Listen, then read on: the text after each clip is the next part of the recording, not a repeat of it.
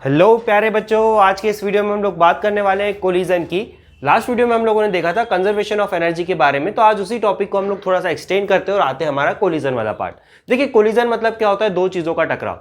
जब भी एक बॉडी दूसरी बॉडी से टकराती है या फिर एक बॉडी की वजह से दूसरी बॉडी का पाथ में चेंज आ जाए, ठीक है, तो इसको हम क्या बोलते हैं? कोलिजन।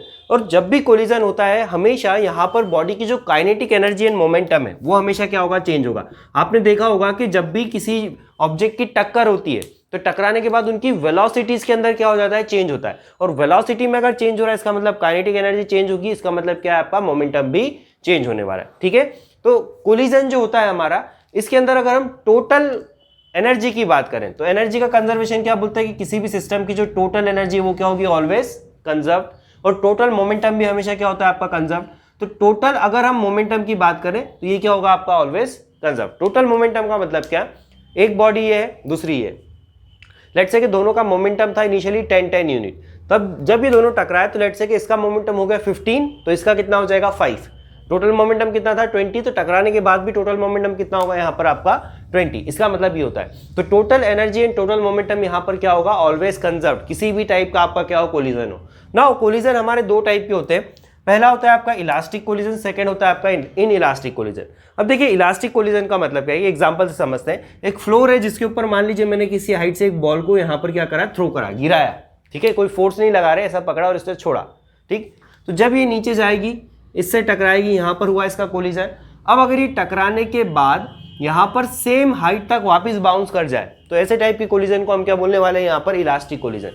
लेकिन ये सेम हाइट तक बाउंस कब करेगी? जब इसके अंदर एनर्जी का लॉस कितना हो? 0। अगर एनर्जी का कुछ ना कुछ लॉस हो रहा है तो हमेशा क्या होगी? बॉल आपकी जो है वो कम हाइट तक क्या करेगी? बाउंस करेगी, देन फिर वापस जाएगी, फिर टकराएगी कम हाइट तक, एंड एक पॉइंट ऐसा आएगा जब वो जाकर क्या हो जाएगी? स्टॉप। यही होता है आपका प्रैक्टिकली कभी भी ये नहीं होगा कि बॉल जो है वो सेम हाइट तक रीच करे। मतलब कि फिजिकल लाइफ में, डेली लाइफ में अगर हम देखें तो जो परफेक्टली इलास्टिक कोलिजन है ये हमको बहुत ही रेयरली देखने को मिलता है। ये हमको सिर्फ कहां पर देखने को मिलेगा? जहां पर हम सब एटॉमिक पार्टिकल्स की बात करें या एटॉमिक पार्टिकल्स की बात करें।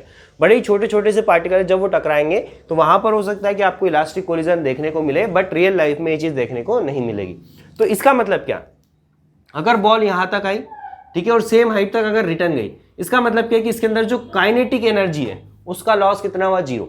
इसका मतलब क्या है कि इलास्टिक कोलिजन जो होगा उसके अंदर काइनेटिक एनर्जी क्या होगी? आपकी कंजर्व्ड होगी, ठीक है। काइनेटिक एनर्जी क्या होगी? कंजर्व्ड। और इन इलास्टिक के केस में काइनेटिक एनर्जी जो होती है आपकी वो कंजर्व्ड नहीं होती है। ये इन दोनों के अंदर क्या होता है? आपका डिफरेंस होता है। मतलब कि इन इलास्टिक कोलिजन के अंदर हमेशा कुछ ना कुछ एनर्जी का क्या होगा? लॉस होगा। काइनेटिक एनर्जी कंजर्व्ड होने का मतलब होता है कि यहां पर आपकी जो काइनेटिक एनर्जी है उसके अंदर कोई चेंज नहीं आएगा। जितनी टोटल काइनेटिक एनर्जी पहले थी कोलिजन के उतनी ही क्या होगी बाद में। मतलब ना तो यहां पर हीट जनरेट होगी, ठीक है, ना ही साउंड जनरेट होगा, ना ही लाइट जनरेट होगी। मतलब एनर्जी किसी अदर फॉर्म में कन्वर्ट नहीं होगी, ठीक है।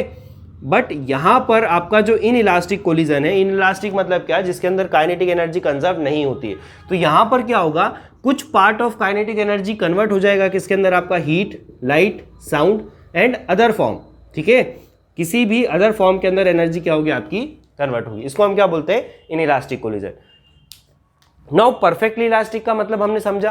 परफेक्टली मतलब क्या? जिस हाइट से बॉल को थ्रो किया उसी हाइट पर अगर रिटर्न आ जाए, रीगेन कर ले। तो देखिए, अगर ऐसा होता है तो ये प्रोसेस तो लगातार चलती रहेगी। आपने एक बॉल को यहां से थ्रो करा, छोड़ा, ठीक है, वापस से वो जंप करके यहाँ आई, फिर वापस जाएगी, फिर जंप करके यहाँ आएगी, तो ये प्रोसेस लगातार चलती रहेगी अनंत काल तक। बट ऐसा फिजिकली पॉसिबल नहीं होता है। अगर ऐसा होगा तो इसको हम क्या बोलेंगे? परफेक्टली इलास्टिक कोलिजन, जो कि रेयरली देखने को मिलता है। परफेक्टली इन इलास्टिक का मतलब क्या है? इन इलास्टिक का मतलब होता है loss of kinetic energy. Kinetic energy conserve नहीं है। तो अगर पूरी की पूरी काइनेटिक एनर्जी लॉस्ट हो जाए तो ऐसे टाइप के कोलिजन को हम क्या बोलने वाले हैं? यहाँ पर परफेक्टली इन इलास्टिक कोलिजन।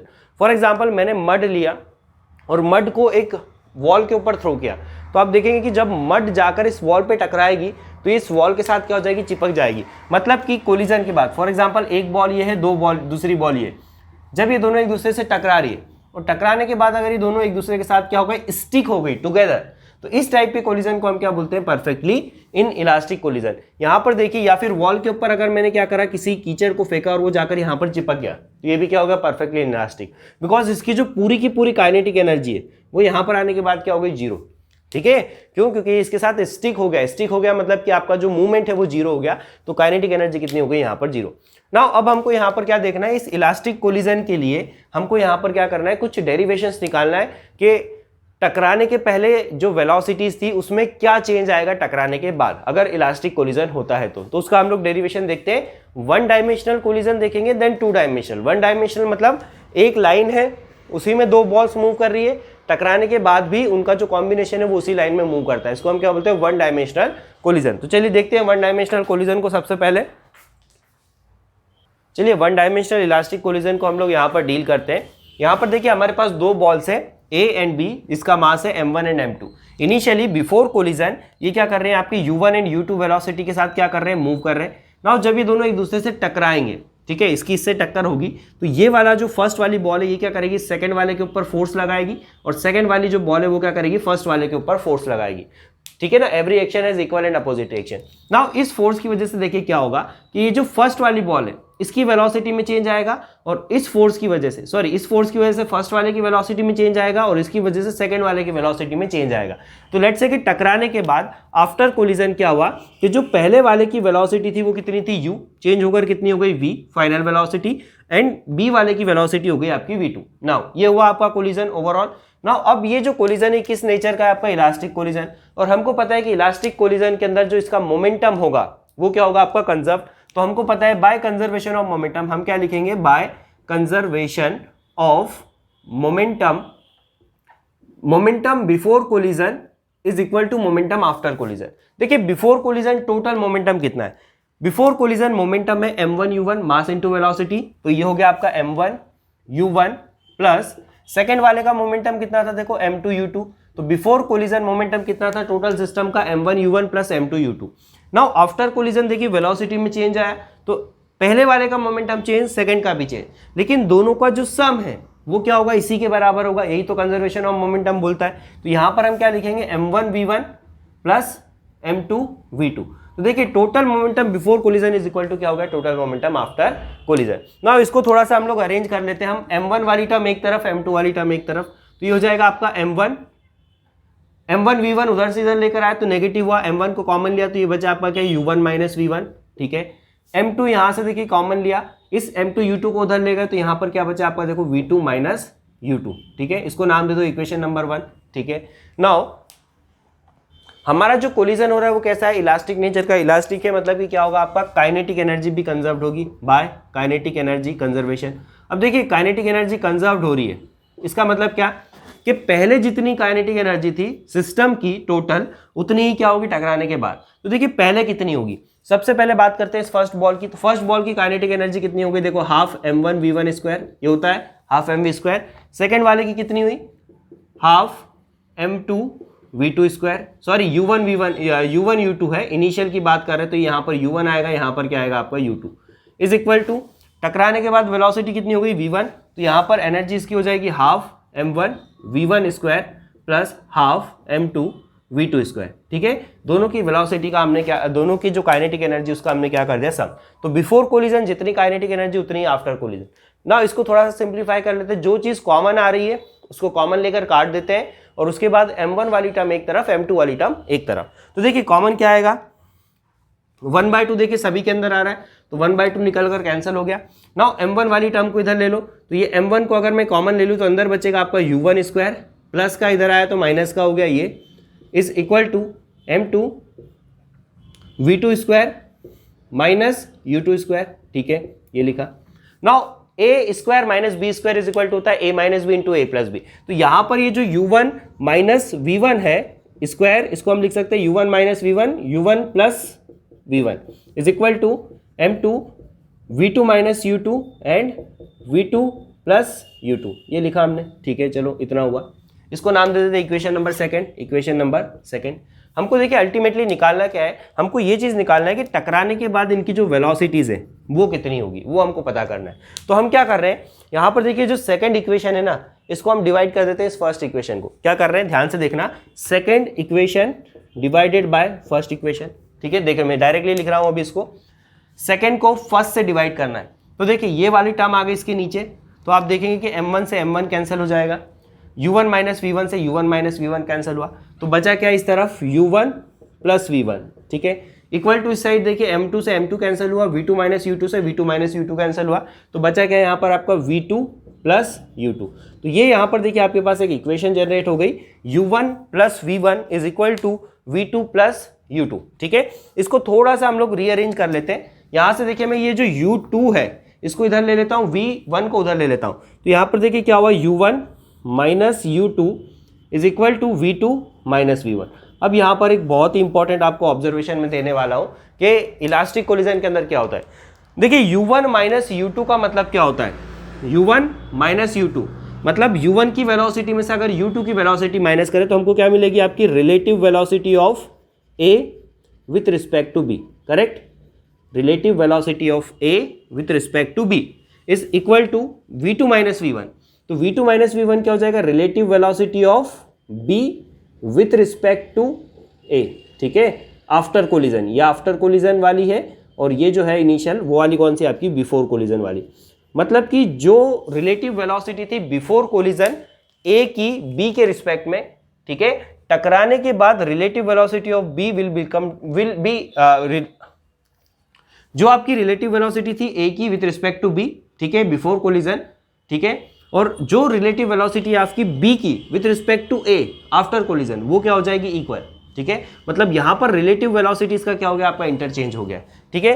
तो ये चीज आपका हुआ है। नाउ हमको v1 और v2 निकालना है, तो देखते हैं v1 और v2 कैसे निकाला जाएगा। चलिए यहाँ पर हमारे पास जो फर्स्ट इक्वेशन थी वो कंजर्वेशन ऑफ मोमेंटम से आई थी, m1 u1 माइनस वी1 is equal to m2 v2 minus u2, और सेकंड हमारे पास ये वाला एक्सप्रेशन आया था वेलोसिटीज के अंदर रिलेशन। नाउ अब हमको क्या करना है, v1 और v2 दोनों की वैल्यू निकालना है in the terms of m1 m2 and u1 u2, जो कि हमको नोन है, ठीक है ना। जब कोलिजन हो रहा है तो बिफोर कोलिजन उसकी वेलोसिटीज क्या है दोनों की वो हमको पता है, और दोनों का मास क्या है वो हमको पता है, और आफ्टर कोलिजन जो वेलोसिटीज है वो हमको निकालना है। तो चलिए सबसे पहले हम निकालते हैं v1 निकालने के लिए आप एक काम कीजिए कि ये वाली जो इक्वेशन है यहाँ से आप v2 की वैल्यू निकाल लो, ठीक है। v2 को इधर रखा, u1 को इधर, u2 को इधर ले लिया, तो ये हो जाएगा आपका u1 minus u2 plus v1, ठीक है, इज इक्वल टू कितना हो गया, देखो आपका v2। नाउ इस v2 की वैल्यू को अपन इस इक्वेशन के अंदर पुट कर देते हैं। v2 की वैल्यू को हम कहाँ पुट कर रहे हैं, इक्वेशन नंबर 1 में, ठीक है, इन इक्वेशन 1 ये लिख दिया हमने, ठीक है। नाउ देखो पुट करते हैं जरा क्या होता है, ये हो जाएगा आपका m1 u1 minus m1 v1, ठीक है, मल्टीप्लाई कर दिया मैंने अंदर, इज इक्वल टू m2, देखिए v2 की जगह मैंने क्या पुट करा, u1 minus u2 plus v1, ठीक है, और यहाँ पर क्या है माइनस का u2, तो ये लिखा अपन ने माइनस का u2, ठीक। ना इसके अंदर मल्टीप्लाई करके इसको थोड़ा सिंप्लीफाई कर लेते हैं, रीअरेंज कर लेते हैं, तो हो जाएगा m1 u1 minus m1 v1 is equal to m2 u1 u2 और u2 माइनस u2 हो गया माइनस का 2u2, तो ये माइनस का 2 m2 u2, ठीक है, प्लस m2 v1, ठीक है। नाउ एक काम करते हैं, हमको v1 निकालना है ना, तो v1 वाली सारी टर्म्स को एक तरफ कर लेते हैं और बाकी सारी टर्म्स को एक तरफ कर लेते हैं, ठीक है। तो देखिए यहाँ पर m1 v1 नेगेटिव है, इसको इधर ले लेंगे हम लोग, ठीक है। तो देखना क्या होगा, यहाँ पर बचा आपका m1 u1, ठीक है।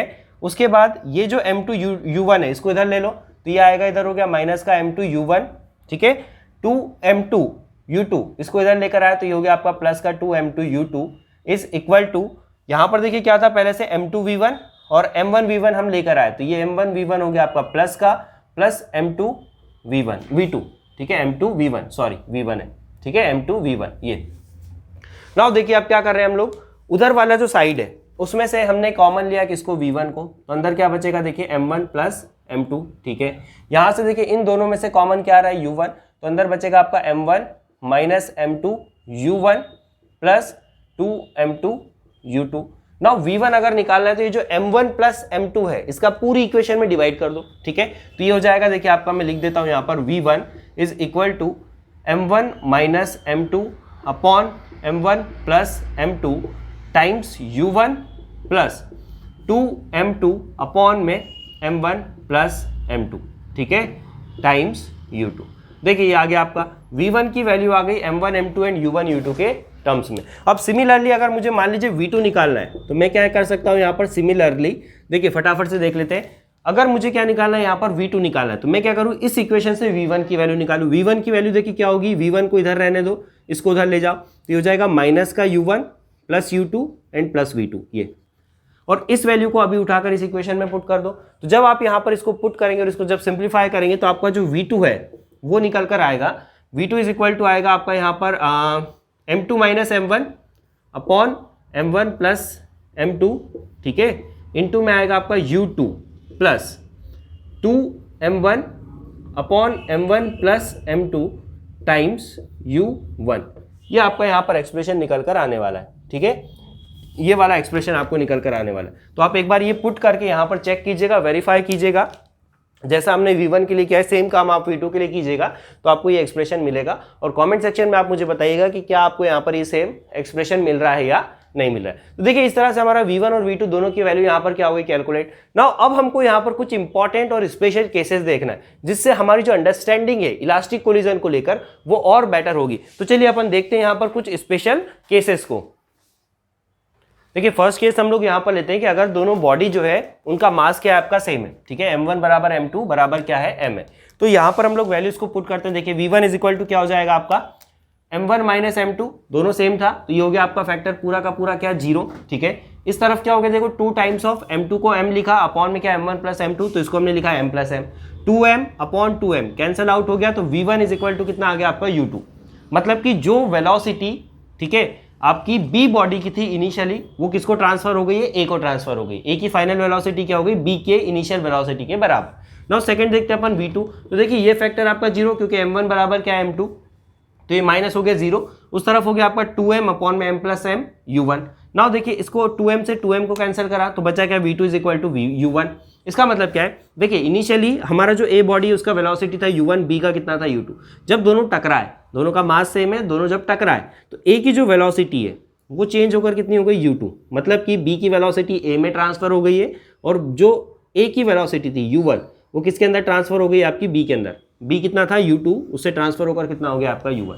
मतलब कि वेलोसिटीज क्या हो जाती है आपकी इंटरचेंज अगर दोनों का मास क्या है आपका सेम है। एग्जांपल क्या है आपका बिलियर्ड्स बॉल। बिलियर्ड्स बॉल में देखिए जब आप इसको ऐसा करके मारते हैं, एक बॉल को अपन क्या कर रहे हैं, मार रहे, तो जब वो टकराएगी ना तो सेकंड वाले के अंदर पहले वाले की पूरी वेलोसिटी ट्रांसफर हो जाएगी अगर वो आपका क्या होगा, परफेक्टली इलास्टिक कोलिजन आपका होने वाला है, ठीक है। अगला हम लोग यहाँ पर केस देखते हैं कि अगर हमारा जो टारगेट है मतलब कि जो बी बॉल है वो अगर रेस्ट पर है तो क्या होगा।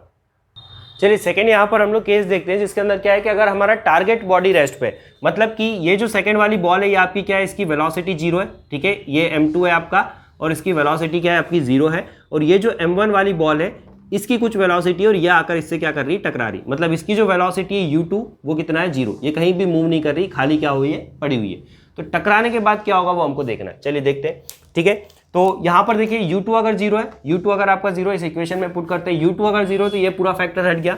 मतलब कि टकराने के बाद ए की जो वेलोसिटी होगी V1 वो जाएगी आपकी M1 माइनस M2 अपॉन में M1 plus M2 into U1, ठीक है, ये हुआ। देन अगर आपका U2 0 है तो देखिए यहाँ पर ये वाला फैक्टर पूरा क्या हो गया आपका 0, तो V2 इज इक्वल टू कितना हो गया आपका 2M1 अपॉन में M1 plus M2 into U1, ये हो गया आपका, ठीक है। नाउ अब ध्यान से समझना कि अगर आपका U2 0 था तो हमारी V1 और V2 की वेलोसिटी क्या हो गई, इस तरह से आ गई।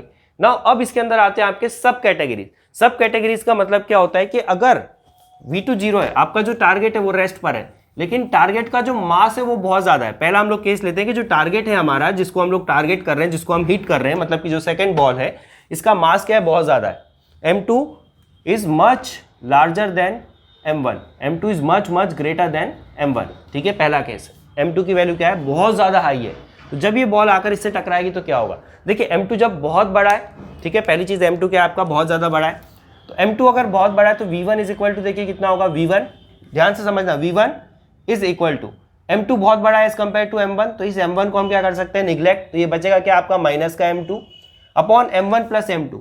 M2 अगर बहुत बड़ा है तो हम M1 को यहाँ से भी क्या कर सकते हैं, निग्लेक्ट। फॉर एग्जांपल M2 की वैल्यू 1000 kg और इसकी वैल्यू है लेट से 1 kg, तो 1000 प्लस 1 1001, ज़्यादा कोई फर्क नहीं पड़ेगा। तो यहाँ पर हम इसको क्या लिखेंगे, सिंपली M2 इंटू U1। तो यहाँ पर देखिए V1 इज इक्वल टू कितना हो गया, V1 is equal to minus U1। इसका मतलब क्या है कि ये जो बॉल है ये जब एक मैसिव टारगेट से जाकर टकराएगी तो टकराने के बाद इसकी जो फाइनल वेलोसिटी हो जाएगी वो कितनी हो जाएगी, माइनस U1। माइनस U1 का मतलब है कि इसकी डायरेक्शन चेंज हो जाएगी, टकराने के बाद क्या हो जाएगी, रिटर्न। फॉर एग्जांपल एक वॉल ले लो, वॉल क्या है आपका एक मैसिव टारगेट है जो क्या है आपका रेस्ट पे है, ठीक है। अब एक बॉल जो है वो यहां से जाकर इससे टकरा रही है कितनी वेलोसिटी के साथ, u1 वेलोसिटी के साथ। तो टकराने के बाद ये क्या हो जाएगी, सेम डायरेक्शन में, अपोजिट डायरेक्शन में क्या हो जाएगी आपकी रिटर्न, इसकी वेलोसिटी कितनी हो जाएगी माइनस का u1, ठीक है। नाउ v2 के साथ क्या होगा, वो जो बॉल है उसकी वेलोसिटी में क्या चेंज आएगा उसको हम लोग देख लेते हैं। तो देखिए v2 इज इक्वल टू क्या, v2 is equal to 2m1 upon m1 plus m2 into u1। अब देखिए m1 जो है वो बहुत स्मॉल है as compared to m2। Let's say कि m1 कितना है आपका 1 और m2 कितना है 1000, तो 1 डिवाइडेड बाय 1000 मतलब बिल्कुल माइनर सा चेंज आएगा आपका, 0.000 समथिंग कुछ आपका क्या होगा इसकी वेलोसिटी होगी, जिसको हम क्या कर सकते हैं निगलेक्ट। मतलब कि ये जो m1 है ये क्या है वेरी स्मॉल है, तो यहाँ पर आपका जो v2 होगा वो क्या आएगा वेरी वेरी स्मॉल आएगा और नियरली इक्वल टू हम क्या बोल सकते हैं 0। मतलब कि जो मैसिव टारगेट है, ठीक है, उसकी वेलोसिटी में कोई चेंज नहीं आएगा। जब ये दीवार पर ये बॉल जाकर टकरा रही है तो इस दीवार की कोई भी वेलोसिटी में चेंज नहीं आएगा, ये रेस्ट में ही रहने वाली, ठीक है। पहला केस तो ये हुआ। नाउ सेकंड केस लेते हैं कि अगर हमारा जो टारगेट है वो बहुत स्मॉल है। ये तो केस हुआ कि एक बॉल आपकी जाकर दीवार से टकरा रही है, तो क्या होगा, बॉल जो है वो रिटर्न आ जाएगी अगर इलास्टिक कोलिजन हो रहा है। नाउ सेकंड केस हम लोग यहाँ पर ले लेते हैं कि अगर मान लीजिए हमारा जो m1 है वो मच लार्जर है as compared to m2। m1 की वैल्यू क्या है, बहुत ज्यादा एज कंपेयर टू m2, ठीक है। मतलब एक केस ले लीजिए, लेट से आपका कि एक बॉल है, ठीक है, और उस बॉल से जाकर एक ट्रक टकरा रहा है, ठीक है, ऐसा बोल सकते हैं हम। तो देखिए यहाँ पर क्या होगा, m1 is much larger than m2, तो यहाँ पर देखिए v1 is equal to what, m1 की वैल्यू बहुत ज्यादा है m2 से, तो हम इस m2 को निगलेक्ट करें तो यहाँ पर बचेगा क्या m1 अपॉन नीचे भी क्या बचा m1 इंटू u1। m1 से m1 कैंसिल हुआ तो v1 is equal to u1। मतलब कि जो मैसिव बॉडी थी जो जा रही थी उसकी वेलोसिटी में कोई चेंज नहीं आएगा जब वो एक छोटी सी ऑब्जेक्ट से टकराएगी। फॉर एग्जांपल रास्ते में एक पत्थर पड़ा है और उससे जब एक ट्रक जाकर टकराता है तो ट्रक की वेलोसिटी में उस पत्थर की वजह से कोई भी चेंज नहीं आने वाला, ये यहाँ पर ये बोल रहा है। नाउ v2 की बात करो, v2 मतलब क्या, जो आपकी बॉडी थी, जो छोटी वाली बॉल थी, ठीक है, उस पर क्या होगा, तो v2 is equal to 2 times of m1, तो ये लिखा हमने 2 टाइम्स ऑफ m1, m1 बहुत भारी है और यहाँ पर क्या m1 प्लस m2, तो m2 बहुत ज़्यादा स्मॉल है सेकंड बॉल, तो इसको हम निगलेक्ट कर दे तो यहाँ पर क्या आ गया आपका m1, ठीक है, इंटू में क्या है आपका u1, ये लिखा ये। तो देखो v2 इज इक्वल टू कितना हो गया आपका, ये कैंसिल हुआ 2 टाइम्स ऑफ v1। मतलब कि जो टारगेट था आपका, फॉर एग्जाम्पल एक ये बहुत बड़ी बॉल थी और एक ये बिल्कुल छोटी सी बॉल थी, तो इनिशियली इसकी वेलोसिटी कितनी थी आपकी u2 बराबर 0 और इनिशियली इसकी वेलोसिटी कितनी थी u1। जब ये इससे जाकर टकराएगा इसकी जो वेलोसिटी है वो कितनी हो जाएगी v1 इज इक्वल टू कितना है हमारा u1, मतलब जिस वेलोसिटी से ये मूव कर रहा था ये उसी वेलोसिटी से मूव करता रहेगा। लेकिन इस छोटी बॉल के साथ क्या होगा, इसकी जो वेलोसिटी है वो 2 टाइम्स ऑफ u1 हो जाएगी, ठीक है, मतलब जितनी इसकी वेलोसिटी थी उससे डबल वेलोसिटी से ये क्या करने लग जाएगा, आपका मूव करने लगेगा, ठीक है। तो ये यहाँ पर आपका क्या होने वाला है, चेंजेस होने वाले हैं, ठीक है, ये हुआ, ठीक। नाउ अब एक और यहाँ पर क्वेश्चन बनता है कि दोनों बॉल्स अगर इक्वल मास की है और टारगेट बॉडी क्या है रेस्ट पे, मतलब u2 क्या है आपका रेस्ट पे है और बॉडी का मास क्या है आपका इक्वल है, तो ये दोनों तो आपको समझ में आए होंगे। आगे हम लोग देखते हैं, चलो आगे देखते हैं क्या होगा, ठीक है। तो अगर दोनों का मास सेम है, ठीक है, दोनों का अगर क्या है आपका मास सेम है, तो देखिए मास अगर सेम है, ठीक है, तो क्या होगा, m1 बराबर m2 तो v1 में देखिए क्या चेंज होगा, मास सेम है, दोनों क्या कर रहे हैं आपके मूव, पहली बॉडी आपकी रेस्ट पे और दूसरी क्या कर रही है मूव कर रही है। तो जब ये बॉल इससे जाकर टकराएगी तो इसकी वेलोसिटी में क्या चेंज आएगा उसको हम देखते हैं। तो देखिए v1 इज इक्वल टू क्या है m1 minus m2 upon m1 plus m2 into u1, ठीक है। तो यहाँ पर जब हम m की वैल्यू पुट करें, दोनों मास क्या है सेम, तो ये ओवरऑल कितना हो गया आपका 0।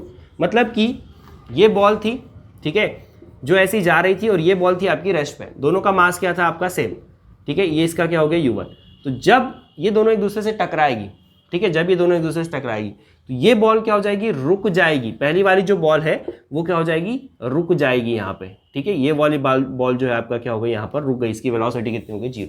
नाउ सेकंड वाली बॉल के साथ क्या होगा, सेकंड वाली जो बॉल है इसका क्या होने वाला है, तो सेकंड वाली जो बॉल है इसके लिए हम लोग देख लेते हैं, v2 हमको निकालना पड़ेगा। तो देखिए v2 का जो हमारा एक्सप्रेशन आया था यहाँ पर वो आया था आपका 2 times of m1 upon m1 plus m2 into u1, ठीक है। नाउ इसके लिए क्या होगा, देखिए m की वैल्यू क्या है, दोनों की सेम, तो इसको हम लिख देते हैं m, इसको m, तो 2m upon 2m cancel out हो गया, तो v2 इज इक्वल टू कितना हो गया u1। मतलब कि ये वाली जो बॉल है, सेकेंड वाली जो बॉल है वो किस वेलोसिटी से मूव करेगी जिससे आपकी फर्स्ट मूव कर रही थी। ठीक है, आई बात समझ में? मतलब कि एक बॉल ये रखी है रेस्ट पे, एक बॉल ये है, इधर से आकर ये इससे टकराती है, टकराने के बाद ये रुक गई और ये क्या करने लग गई, मूव करने लग गई सेम वेलोसिटी से। ठीक है, तो ये केस क्या होता है आपका इलास्टिक कोलिजन में, जब टारगेट बॉडी आपकी रेस्ट पे और मास क्या है आपका सेम है। तो आई होप अब ये पूरा का पूरा टॉपिक आपको यहाँ पर समझ में आया होगा। इसमें हमने बहुत सारे केसेस देखे। नेक्स्ट वीडियो के अंदर हम लोग देखने वाले हैं 2 डायमेंशनल इलास्टिक कोलिजन, कि टकराने के बाद 1 डायमेंशन में क्या होता है कि टकराने के बाद भी वो क्या करती, सेम स्ट्रेट लाइन में मूव करती। 2 डायमेंशन में क्या होगा, टकराने के बाद क्या हो जाएगी, अलग अलग डायरेक्शन में दोनों बॉल्स मूव करेगी। तो वहां पर वेलोसिटीज में क्या चेंज आएगा उसको हम लोग देखने वाले हैं। इसको एक बार आप अच्छे से पढ़िएगा, इसके प्रॉपर नोट्स बनाइएगा। कोई भी डाउट होता है आप कमेंट सेक्शन में मुझे बताइए। और अगर आप यहाँ तक आए तो डेफिनेटली आपको वीडियो अच्छा लगा होगा तो लाइक जरूर कर दीजिएगा, सब्सक्राइब जरूर कर दीजिएगा। जय हिंद, वंदे मातरम।